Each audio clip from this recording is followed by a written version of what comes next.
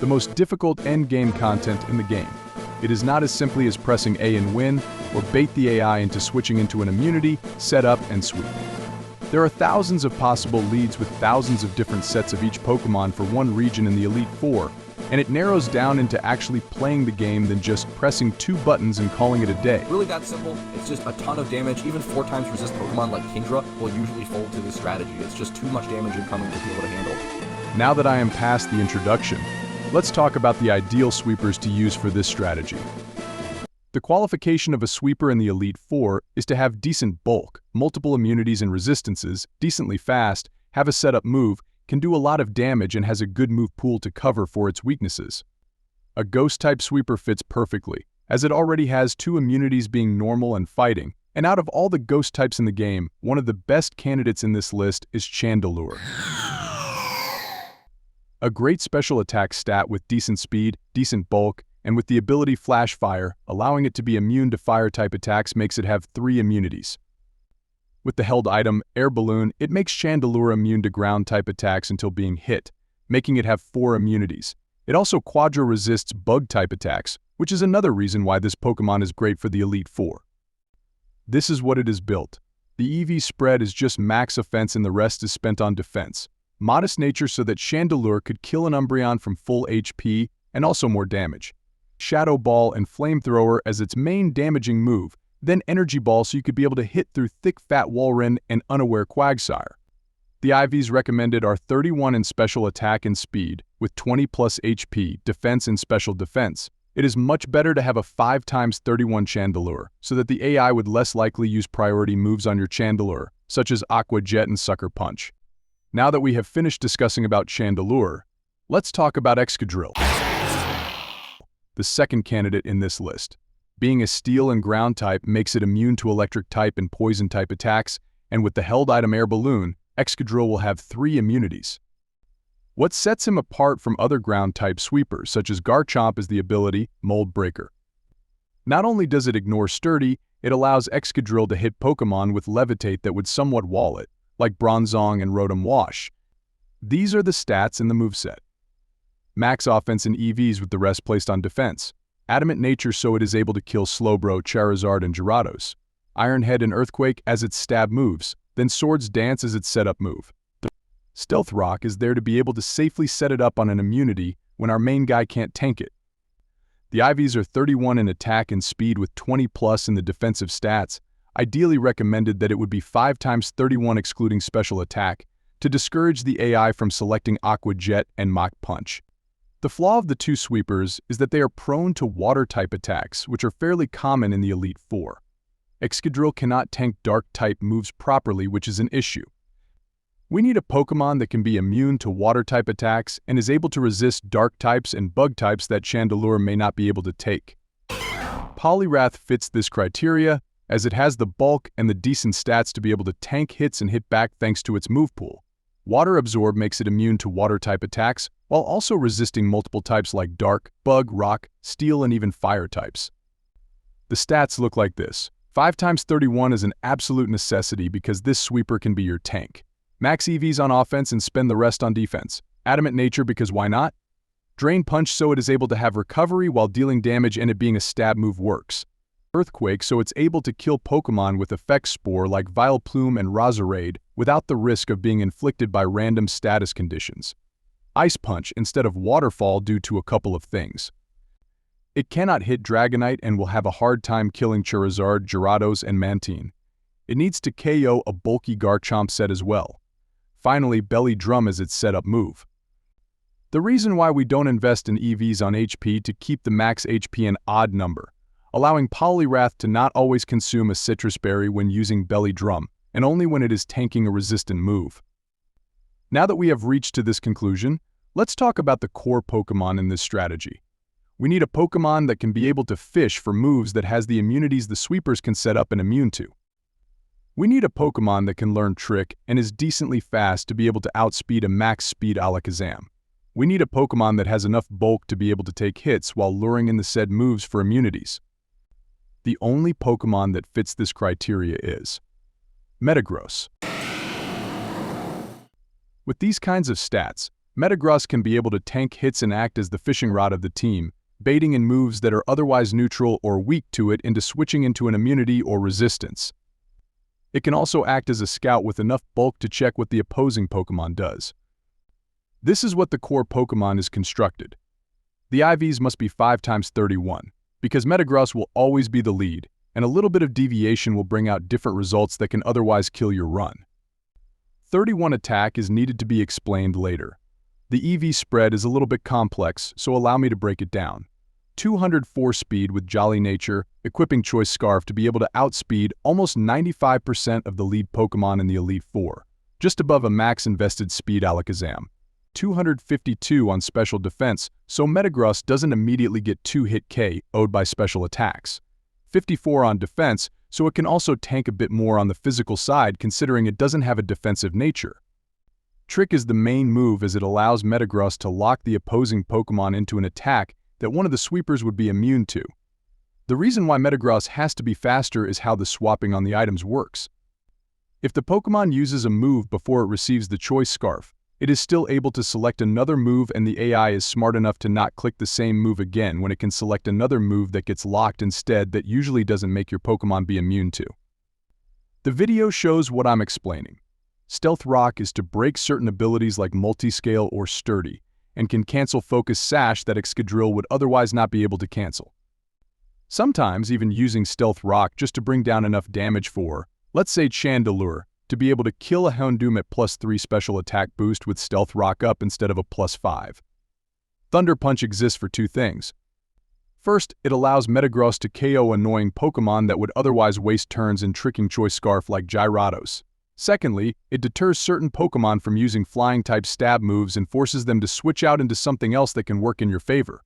Earthquake exists to kill Magnezone that would otherwise prevent you from switching out with Magnet Pull. Choice Scarf as its held item because of what I mentioned earlier. Because of how good Metagross is at performing in its role, there would be 2 of them in case the first one goes down or something went wrong. It's one of the best fail-safe options. The problem with Metagross, however, is that despite having max special defense investment, it is still not able to take some strong special attacks, like a Choice Specs boosted Fire Blast from Chandelure. Being neutral to Ghost-type attacks with none of the sweepers having a strong resist with it is an issue. We need another Pokemon with Trick that can be able to soak up strong special attacks and can deter Ghost types from using their stab moves in attacking, while also being able to bait in strong physical attacks in the more common typing in fighting and ground. The last candidate on this list is Blissey.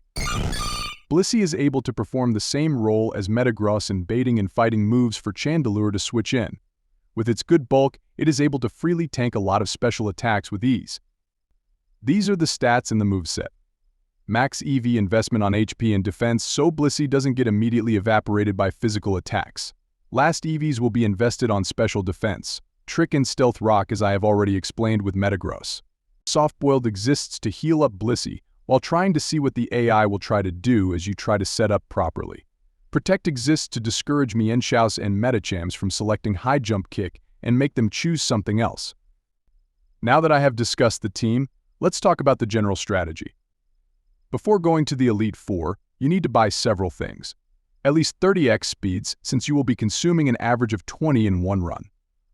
Bring some X defense, X special defense, and X special attacks just in case there is a certain variation that requires your sweeper to tank some hits. Thousands of potions are needed, and not hyper potions or super potions. Regular potions that cost 200. The reason for this is that the potions give the minimum amount of HP and has the same value as the more expensive ones. Revival herbs in case one of your Pokemon dies. We needed healing items here because unlike the story version of the Elite Four, after each battle you won't be healed, just like the mainline games. We need Lepa Berries too, just in case your sweepers runs out of PPP. We need to PP max the attacks of the sweepers so they don't immediately run it out during the battle. PP max Soft Boiled too, just in case Blissey needs to scout multiple times. Lastly, bring extra air balloons and citrus berries just in case they would be consumed during the battle. Don't forget an amulet coin or Rich's Charm too. This is where your run usually goes. You lead with Metagross and simply try to lock the opponent into an immunity and setting up. It isn't as simple as using Trick, Stealth Rock, and switching into an immunity. Sometimes there would be no need to do all of those things. There may not be a need to use Trick because the lead has a choice item. There may be not a need to use Stealth Rock because that variation may not have any sturdy or focus sash. There may not be a need to go +6 in every variance because some amount of boosts would be enough. This is all to save time and potential sanity. There are some leads where you have to switch into Blissey because they will throw off a ghost-type move, or they may throw off a special attack that would potentially kill your Metagross. There are so many variants with all of them having a random lead, so if you will not be using the route that I will link later, you need a lot of experience in order to run through the hardest money-making method in the game. Let's talk about when should you pop your Amulet Coin or Riches Charm. You have to beat all 4 of the members in the Pokemon League without consuming a charm. Then right before you fight the champion, you pop off the Riches Charm and battle. This is because you will only collect the money right after being the champion. Now this is where it's difficult, because it now depends on you to either do gym runs afterwards or do another region of the Elite Four. The difference between gym runs and Elite Four reruns is that the cooldown of the gyms is 18 hours, while the cooldown of the Elite Four is 6 hours, similar to regular trainers. If you are able to do Elite Four reruns twice a day, you would be earning more than pure gym runs. But there is a catch. The best way to earn money in an hour is to do 1 Elite Four and then do gym runs afterwards, as this gives more cash than both pure gym runs and Elite Four reruns only. The base reward from the Elite Four is 66,000 yen plus 2,000 battle points, which the battle points you get will cover the costs you spend on consumables. This is another reason why the Elite Four rebattles are extremely difficult to pilot. It requires you to either check out the guide or remember them all in your head. Now that we have reached this far, this would be what you all are waiting for. First, this is the site most of the Elite Four rerunners use. The PokeKing site that originated from the Chinese community has almost all of the solves and information the Elite Four has. To use this site, you need to create an account, then use the routing table during your Runo Navigate easily. Click on the Elite Four member, then click the Pokemon that would otherwise lead them. You can use Google Translate to transcript their solve, but it may be difficult for you to do all of this. All the information of the Pokemon I the Elite Four is in Xanarchy's documentation. You will be able to see which team has it, and you adjust and try to find your way to win accordingly with this information. It has helped thousands of people so far in their Elite Four reruns. I will now show you how an Elite Four rerun should be done. I will add necessary commentary on why I do this and do that. I am going to do a gym run afterwards, and the first opponent I will face is Will. He leads with Hypno. What I will do here is to use Trick since it will switch out into either Golurk or Umbreon. It switches out into Golurk and it now locks Earthquake. I immediately switch into Excadrill and use Swords Dance twice, just enough to kill Umbreon, then use X-Speed on it. Earthquake on the Golurk, Empoleon, Clefable and Umbreon, then Iron Head on Xatu and Earthquake on the Hypno. Pretty easy, right? Next up is Koga, and he leads with his signature Pokemon, Crobat, that appears in 8 of his teams. We use Trick here and see what he does. It uses Super Fang, so we use Stealth Rock because this variant may have a Focus Sash Nidoking at the back. We switch into Chandelure and use Calm Mind twice, then use X-Speed on it and start sweeping. Flamethrower on the Crobat, then Energy Ball on the Rhyperior. Flamethrower the Bisharp, then Energy Ball on the Lapras. Shadow Ball on the Ginger, then Flamethrower on the Weezing. We heal up our lead Metagross, then we will fight Bruno. He leads off with Salamence, and this is where we should pay attention of its ability.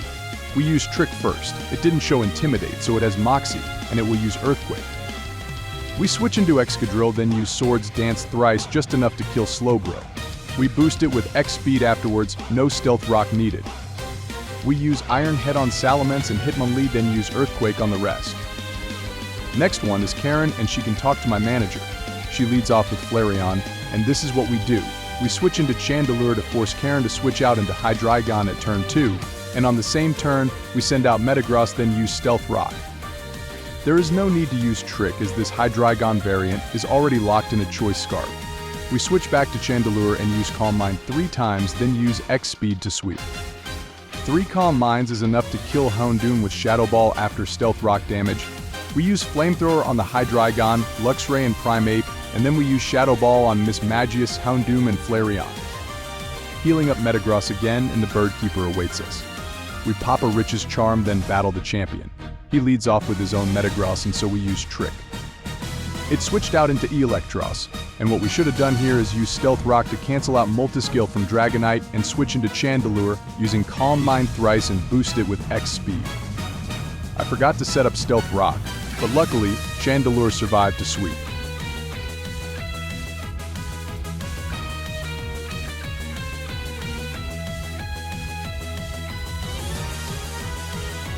We got 132,000 yen with 2,000 BP, and then we will switch into the 6 Pillars Gym Run team.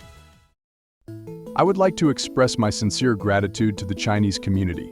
Without them, this video and this guide would never exist, as they are the biggest contributors of all the best strategies developed in this game. I would like to thank Jugaluga, one of my close online friends, for helping me take part of this guide. He helped me with most of the guide and with the transcription with it. I could have talked more about this strategy, and in the near future I could have added more.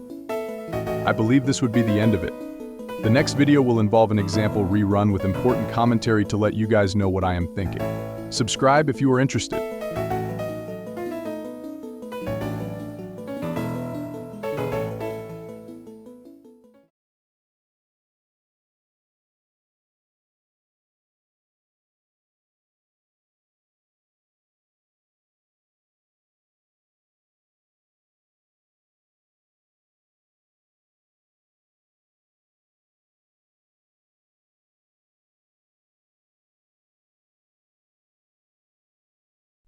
I would like to express my sincere gratitude to the Chinese community. Without them, this video and this guide would never exist, as they are the biggest contributors of all the best strategies developed in this game.